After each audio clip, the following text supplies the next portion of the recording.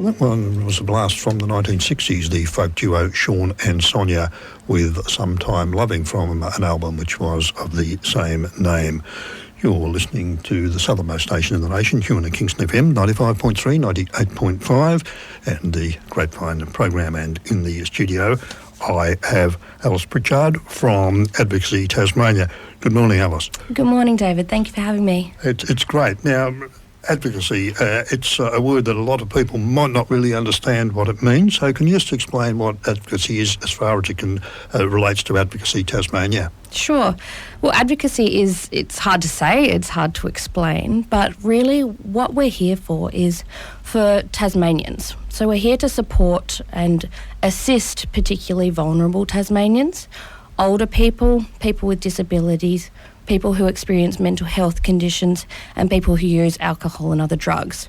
So it's a vast array of Tasmanians who we're able to assist.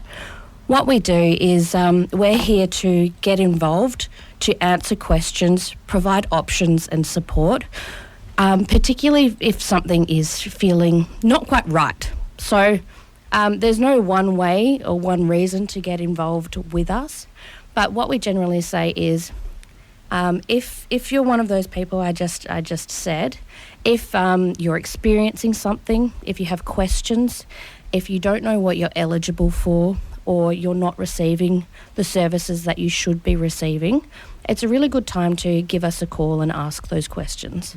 So the best thing to do is make initial contact, and the person on the phone or contacting you will be advised what their options are, and maybe they need to be referred to someone else, but you will give them advice. Well, we don't give advice. What we do is give information and options. So our rule is you're the expert in your own life. So we're never going to say what you should do or shouldn't do or what's best for you. And we're really firm on that. We're client directed.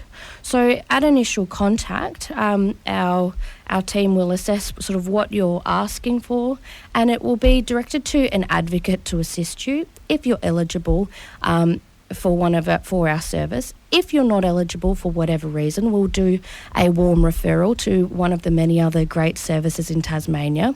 But if you are eligible and if it's something that we can help with, then you will be linked up with an advocate who will work one-on-one with you. We will listen to what's happening, listen to your concerns, provide you with accurate and current information, and then work with you to explore options to resolve the concern that you're having or provide the answers that you're looking for. Just as an example, say someone contacted you and said, look, I'm going to have to appear before the rental tribunal. How can you get involved? Well, it really depends if they're eligible for our service. If it's a rental, then often we would go to the Tenants Union of Tasmania or something like that for a warm referral. For me, working in the older person space, generally our sorts of issues that we work on are service provider related to aged care needs, or getting more into the complex side of things with guardianship and administration, or working with those systems which can be really, really difficult to navigate as anyone, let alone a vulnerable older Tasmanian, to answer those questions, navigate the way through it and represent you if you don't feel comfortable speaking on your own behalf, or being in the background to provide you with that empowerment so that you know what questions you should ask or what you want to actually ask for. Guardianship has become a very big issue recently, and I guess that would take up a fair bit of your work. It certainly has in recent years. As advocates, we do tend to notice trends of things emerging with our clients. Last year, in the last couple of years, there has been an enormous shift in recognising that there has been a systemic issue with the guardianship and administration system. So we certainly noticed a lot of issues occurring for our clients, and that it was at a systemic issue. It wasn't the application of guardianship or whatnot. It was to the core. There was something broken. And so we did a lot of campaigning, our CEO did, and Advocacy Tasmania was quite key in pushing for the Attorney General's investigation, which has led to a lot of changes. So we always wish for things to get better systemically, but we certainly see trends with our clients. We work one-on-one to resolve the individual issue for that client, but we certainly keep an eye on trends that are emerging and when it's something broken with the system. So Advocacy Tasmania also has an important role in making representations to, I suppose, state and federal government on issues they see as important to be addressed. It's certainly something that we do. A bit of our work is systemic, and when we notice that something needs to be raised for the broader community, for a number of Tasmanians, then we have no problem raising it. And we have quite a fearless CEO who will jump on board and take that on. So how did you become involved as an advocate? Well, I'm a people person. I originally started out in the legal side of things, but you don't get to really engage with people and resolve their underlying concerns, their vulnerabilities. So I was very, very lucky to have been accepted as an advocate. Prior to joining Advocacy Tasmania, I didn't specialise in aged care or aged care services, but I have become very aware of the intricacies, the difficulties of the system, and I'm very privileged to work with Tasmanians across the state to try and resolve their issues. So I have the privilege of really getting to know some people, working with them and hearing their stories, hearing what they would like to occur, the outcomes that they want, and try and get to resolve them with them. Well, the problem with the legal system, as I see it, is that they treat issues as legal issues, whereas quite often they're not. Oh, absolutely. And that's where we really come to listen to our clients. So one client might be experiencing one particular issue, but what their concern is, it might be the relationships involved, it might be the services, it might be eligibility or communication. It might, the thing that concerns them the most might be very different from what I might see as the initial issue. So in some cases our clients say, look, I'm fine with what's going on here, I just want to resolve this particular part of it. I want to be communicated with better, or I want to receive these services that I originally asked for. These are the bits that are concerning me. Let's work on these. So, yes, it's really tailor-made to what concerns our clients are having. And it's not for us to come in and tell them what is going wrong or what they should ask for. And I imagine NDIS would come within your portfolio? Well, it certainly comes within our team's portfolio or our scope. We have a dedicated disability team. I'm not on that team, so I'm certainly not the person to give the expertise on it, but the advocates working in the disability space, the mental health space, alcohol and other drugs space, they, because we do work in our individual areas, we are able to delve right in, understand what's going on with current changes, the information, because there is so much in each of those spaces and there's continuous change. So those advocates who are working in the NDIS space are really up to date with the information and are able to actively help our clients and represent them at the Administrative Appeals Tribunal as well. So go through the stages of, like with aged care, it can start from the question of how do I access this service? It's the same with the NDIS, all the way through to I haven't been given what I think I should have or what I've been approved for, and how do we respond to that? How do we seek that change, review sort of the scope of entry to getting you to where you want to be. Is it part of your role to make representations to tribunals to try and resolve issues? Certainly. In my space and across the board, we represent our clients at guardianship and administration tribunals or the Administration Appeals Tribunal in terms of the NDIS. What we do is we support our clients to understand their rights, understand that their wishes should be put at the forefront of these discussions, because no decision should be made about someone without them. So we're really there to encourage them to make sure their wishes are heard and put on the table as they should be, which is a part of the legislative process. But so often the voices of the vulnerable person are taken off the table and decisions are being made without them. So older people, do you think that they have an understanding of the situation confronting them, or do they really need guiding through it in most cases? It really varies. Some people come to us and say, this is what I've been approved for, I'm not getting what I'm approved for, I want my services on this date, this is the problem. Some cases, and we really encourage people to pick up the phone even not knowing what the issue is, because it can be really difficult to put it into words. So if you feel like there's something not going right, you're not being communicated with, you don't know when someone's going to show up, or you're not even sure if you're eligible for services at all, give us a call and we can talk with you about your situation, eligibility, what you should be getting, and even formulate the questions for you if you don't know the questions to ask.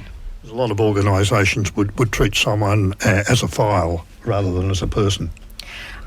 Which is why I feel very privileged to work with the clients that we do.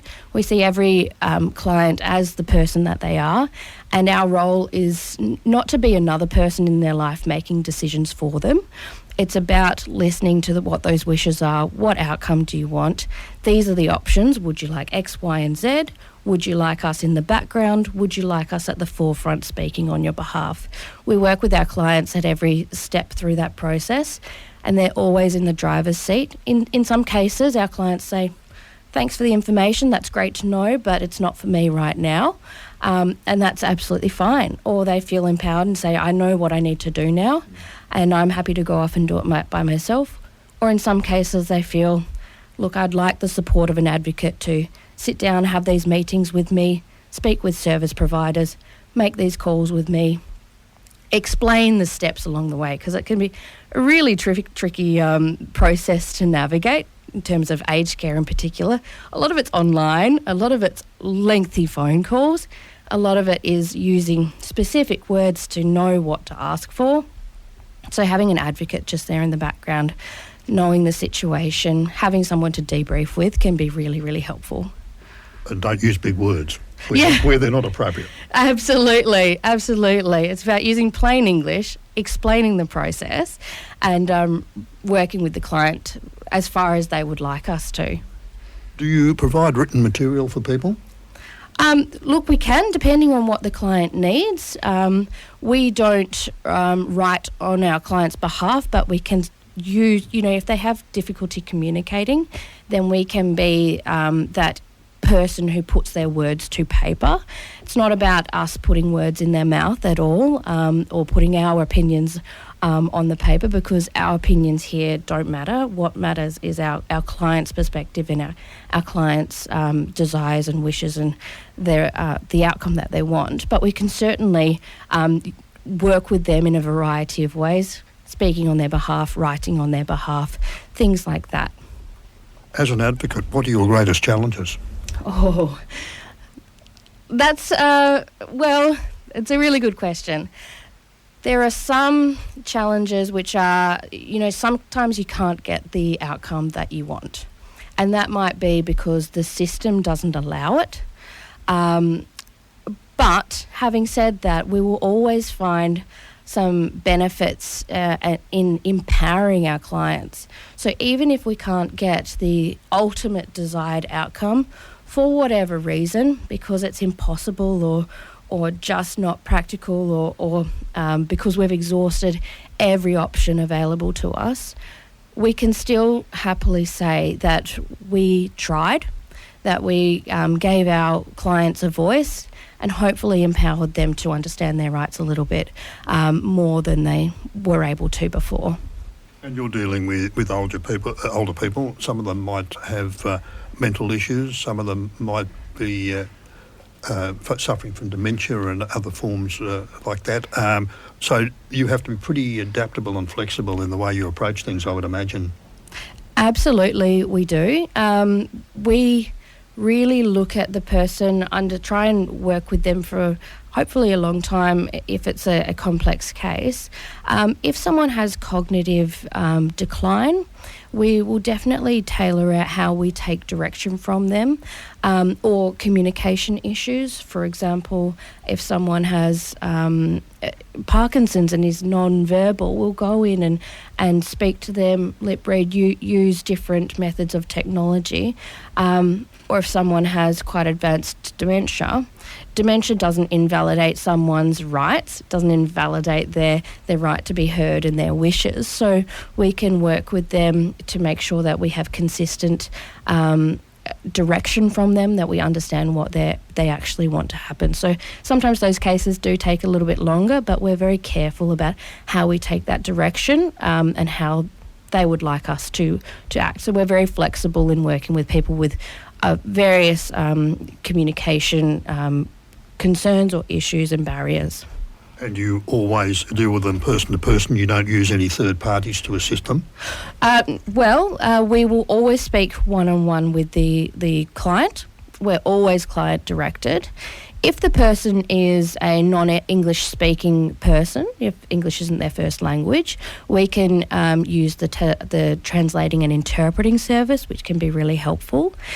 If the client would prefer us to speak with a representative, and we've got clear instruction from them that they would like us to work with their chosen representative, might be a child or an adult child or whomever, if we have that direction, we can work with them.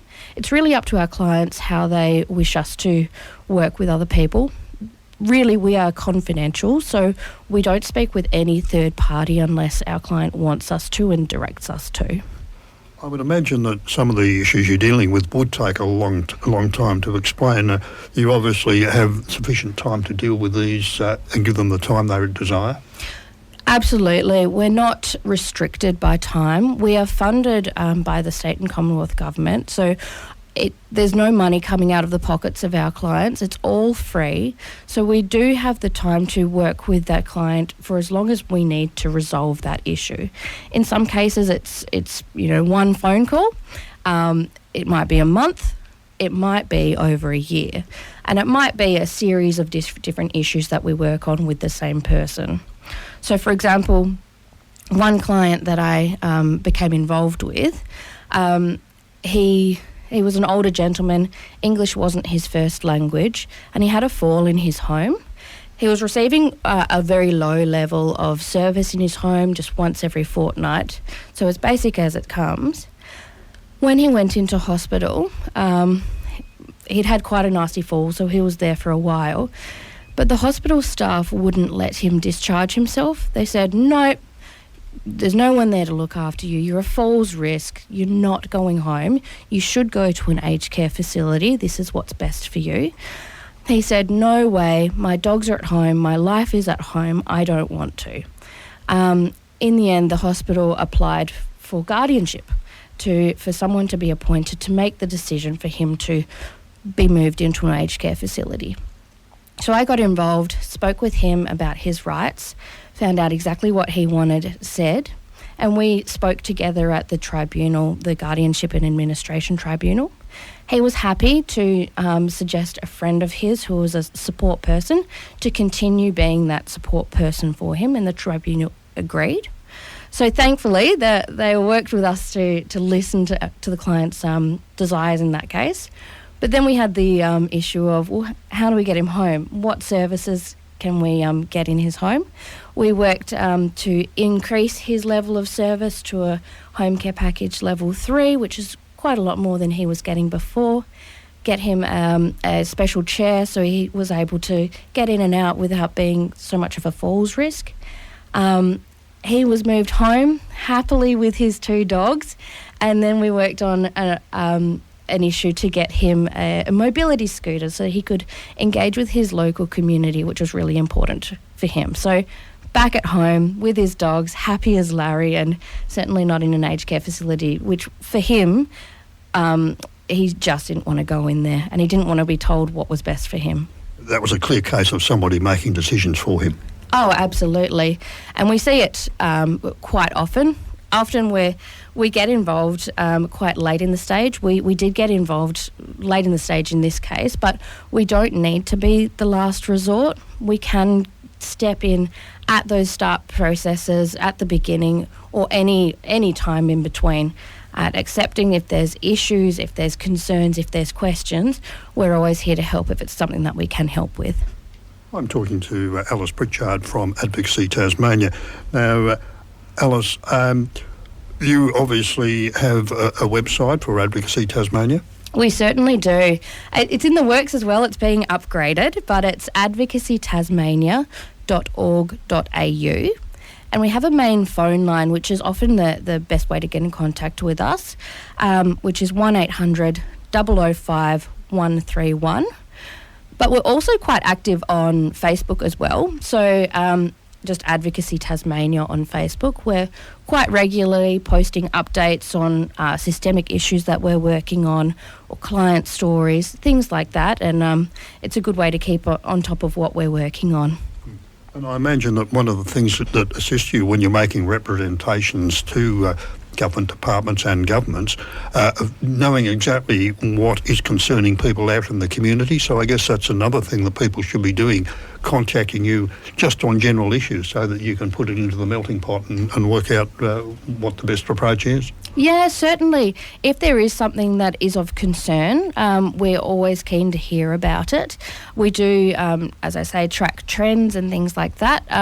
We've been around for 30 years, so we have been able to help thousands of Tasmanians over the years on a vast array of issues, and we can really see what's going on.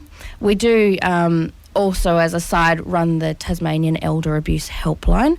So we're able to see elder abuse trends in Tasmania as well. So whilst I've been saying about issues with service providers and tribunals, we do also work in the elder abuse space as well. So if anyone is concerned about themselves or someone else, to call the Elder Abuse Helpline, which is run by advocates. For too long, that's been a hidden issue. Oh, absolutely, and it can look different in so many different circumstances. It could be financial abuse, social isolation, manipulation, coercion, physical abuse. It really spans so many different spaces and is often perpetrated by people who are very close to the older person themselves. I was just going to make that observation myself, and it's something that you don't think of. You don't think of families treating family members detrimentally in any way. Oh, that's right. And often it's not done maliciously. Often it's done without any intention, except often we hear, well, mum doesn't know what's best, this is what's best, or dad should know, dad has to move in with me, we'll sell his house, he should move into an aged care home. Things along those lines, whilst it might not be planned to say, well, we're going to abuse this person. It never comes out that way. But that's the inadvertent result of people making decisions. Well, look, I went through a situation years ago. My mother was living on her own in Sydney. She was becoming frail on a walking frame. She went into an aged care home for 3 weeks respite and came out saying, I'm never going into one of those places ever again. So we said to her, well, these are the options, and the option she finally chose entirely on her own volition was to come down to Tasmania and move with us. I ended up giving up my employment to be a full-time carer, and it worked well. It was difficult, but it worked well, and that's what she wanted, and that's what we were able to give her. Oh, that's brilliant. That's wonderful to hear, really, because so often we hear stories of people not having those support systems around them, people not listening. So it's wonderful to hear that you really did, listen to what she wanted. And whilst it can be really difficult, it might not be the easiest route to take. It's about putting the older person's or the vulnerable person's wishes at the forefront. And as you say, letting them make the decision. Oh, absolutely, absolutely. We all have rights, that doesn't diminish with age or disability, so we always want to make sure that their voice is heard. Alice, look, it's been great to talk to you, and I know we're planning to make these a regular monthly interview with yourself or someone else from Advocacy Tasmania. I guess there will be issues come up that other people might want to air. So I'm sure a lot of people will get a lot of very valuable information out of these interviews. I do hope so, David. Thank you so much for having me. And I've been talking to Alice Pritchard from Advocacy Tasmania.